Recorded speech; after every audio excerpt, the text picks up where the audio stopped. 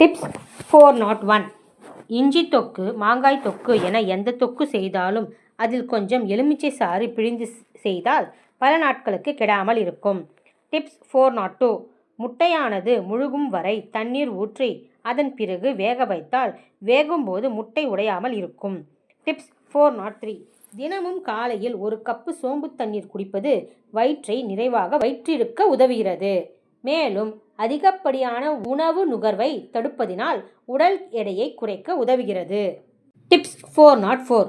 சீரகத்தை லேசாக வறுத்து பொடி செய்து கருப்பட்டி சேர்த்து கஷாயம் செய்து குடித்து வந்தால் நரம்புகள் வலிமை பெறும், நரம்பு தளர்ச்சி சரியாகும்.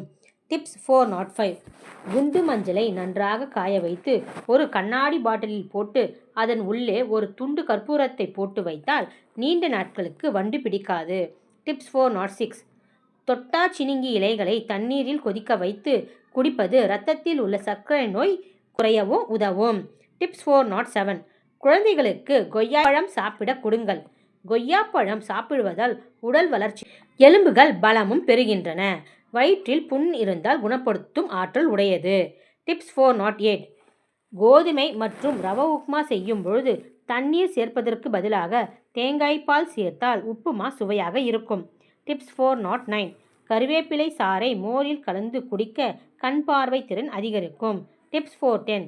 பூரிக்கிழங்கு குருமா செய்யும் பொழுது வெங்காயம் நிறைய போடாமல் பாதி வெங்காயம் பாதி கோஸ் நறுக்கி சேர்த்தால் குருமா சுவையாக இருக்கும்.